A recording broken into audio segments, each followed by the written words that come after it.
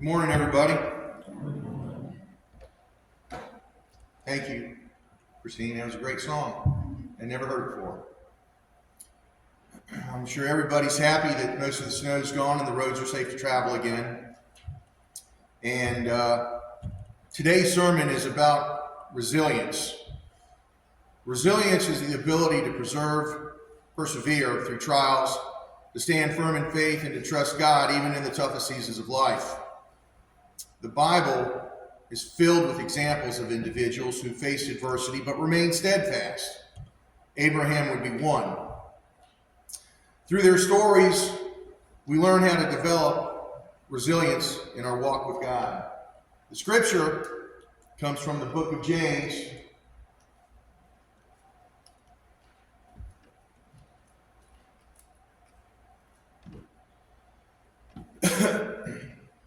Chapter 1, verses 2 through 4. Consider it pure joy, my brothers and sisters, whenever you face trials of many kinds, because you know that's the testing of your faith, which produces perseverance. Let perseverance finish its work, so that you may be mature and complete and not lacking in anything. Many of us want to live a life without struggles, but the truth is, trials refine us. James tells us to consider it pure joy when we face hardships. And that seems difficult, but why should we rejoice in suffering? Because those trials produce perseverance. Consider Job, a man of great faith who lost everything, his family, his wealth, and his health. Yet Job declared, though he slay me, yet I will hope in him. His resilience came from trusting God even when he didn't understand the suffering. And how many times does that happen in our lives when we don't understand what's going on or why? And that's when we're being tried. That's our trial, and it makes us stronger. And I've had many trials in my life. When I was in the Army, I decided I was going to serve for 20 years. Well, my plan didn't work out because when I graduated college, I got a reserve commission, and I had a 3-year active duty obligation. Well, when my obligation ended, that was the end of the First Persian Gulf War, and I got rifted. That stands for reduction in force. Didn't matter what I wanted. The Army was like, thank you for your service. We no longer need you. I tried to get regular Army, which would have been in indefinite term service, but it didn't matter. My time was up, and I was released. Another more personal trial for me was breaking the shackles of humiliation when I was in grade school. And it was tough. I was humiliated, I was made fun of, and I got through it. And when I got to high school, I was able to have grown physically and mentally. And I learned how one could allow words to cause pain and control, and I refuse to let that happen to me. We have the power within ourselves to make positive change and spiritual growth. And our trials are not meant to destroy us, but to shape us into people God has called us to be. They build strength, character, and unwavering faith. In the most unlikely places, we're tested. And that's a test right there. Where everything around that flower looks anything but what it wants, it still made it through. Same thing with that tree. Oops, sorry. In the unlikeliest places, it has seemed to survive. And you ask, well, what should we do? I would say when facing trials, we need to remind ourselves that God is refining our faith. And instead of asking, why me, we should ask, Lord, what do you want me to learn? One of the greatest enemies of resilience is doubt. When things don't go our way, we start questioning God's plan. But Proverbs reminds us to trust in the Lord with all our heart and lean not on our own understanding. In all your ways submit to him, and he will make your path straight. Now, There are a lot of trials and tribulations in the Bible, and we all know this. Consider Joseph, who was betrayed by his brothers and sold into slavery and imprisoned unjustly. Joseph could have been bitter, but instead he remained faithful. And in the end, God elevated him to a position of power in Egypt where he saved many lives, including his family, which wronged him. Imagine being sold into slavery by your family. Joseph's resilience was rooted in his trust of God's greater purpose. Even when life seemed unfair, he believed God was still in control. So when life seems unfair, remind yourself that God's plan is bigger than your current struggles. And trust that every setback is a step up for something greater, making the impossible possible.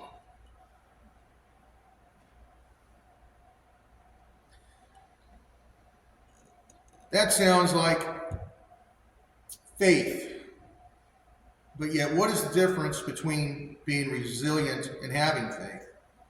Resilience is the ability to bounce back from adversity and adapt, while faith is a belief, a deep trust in God, which allows us to gain a source of strength and support from Him. And what we need to realize is that as an individual, if you don't know God, your resilience is on your level, because that's what you are. You're an individual, and you're allowing that to help you get through whatever you're going through. But if you have faith, faith empowers your resilience. It allows you to take that moment you're about to break, and it's like, no, I'm not going to let this happen. I'm going to persevere, because with God's support, I can get through this. And there's a lot of people out there that just don't realize the power that faith allows us to be. Faith alone is fantastic, but when you have that relationship with God, it makes all the difference. When we begin to feel a sense of loneliness and isolation, that you feel like I'm lost or why me, we need to surround ourselves with people of faith who will encourage and uplift us, our church family, right here. And we need to be that source of strength for someone else who is struggling. That's your personal ministry, going out and helping support others. The greatest example, though, of resilience is Jesus Christ. He endured rejection, betrayal, suffering, and death on the cross, yet he never gave up. In Hebrews 12, verse 2, it encourages us to look to him, fixing our eyes on Jesus, the pioneer and perfecter of faith. For the joy set before him, he endured the cross, scorning its shame, and sat down at the right hand of the throne of God.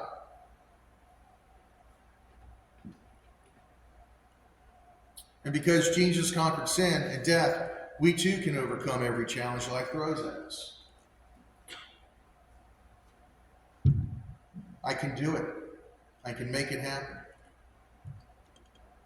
So when we're feeling defeated, we just have to focus and keep our eyes on Jesus and remember the trials that he went through. He is our strength. And remember that if he overcame it, we can too. Now, I want to talk about resilience from a personal experience. This is a dent that I repaired many years ago. When the customer sent me the picture, I didn't think I could fix it.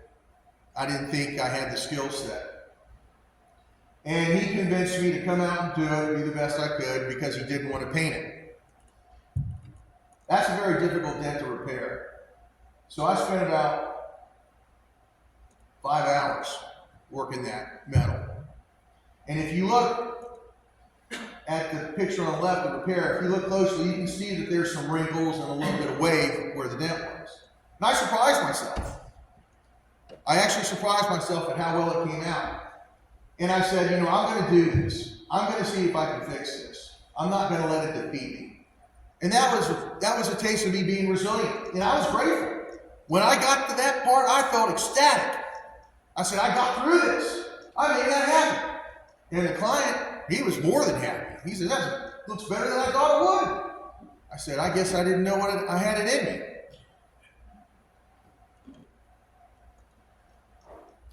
And I look at that picture some days to know that what I see may seem insurmountable, but I can work through it, I can get through it. And maybe that's the reason God allowed me to fix that dent.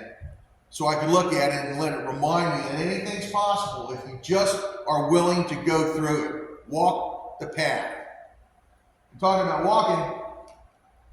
That's me down at the bottom of that hill that our cars couldn't go up. We had to walk up that hill. So Gina took a picture of me walking up that hill because you can see her footprints. It's about, I'd say, 3 football fields long. And there were a couple times I wasn't sure I was going to get up that hill. But I said, I'm going to do it. I'm resilient. And I made it. And, did I want to have to walk up that hill? No. I wanted to drive up the hill, but I knew the truck wouldn't make it because I don't have a 4x4. And Gina's Hyundai couldn't make it, so we were stuck down at the bottom of the hill by the mailboxes. And that was a trial that I had to deal with. The first time the snow happened, I drove down here on a Saturday, the first snowstorm we had, and to make sure the parking lot was clean and clear. I go home, I can't get up the hill, the truck's sliding backwards. So the truck had to stay at the bottom of the hill for at least 3 days. And I'm like, wow, it seems like,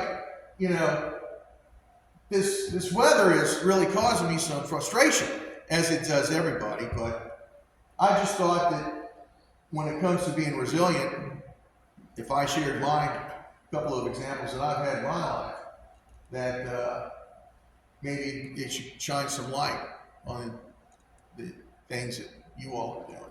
Because whenever something now happens in my life and I'm not sure what to do, what's going on, I'm just like, Lord, I need some help here. I need some guidance. Either take it from me or show me the path you want me to walk. And I leave it at that. And eventually it figures out. I get to know what it was that I'm supposed to learn or where I'm supposed to go. It doesn't happen all the time, but more times than not. And I'm grateful. And I just think that resilience is a good trait to have. But when it's backed up by our faith, it's impenetrable. And the devil always wants to plant those seeds of self-doubt, insecurity, uncertainty. And we know when that happens. We know when that happens. We just have to say, something? Not happening, not to me. Lord, I need you right now. I know you're busy, but I'm dealing with something and I don't like the way this is looking. And help me out here. And you'll get the help. Trust me. I get help every day. In fact, I think God's working overtime on me.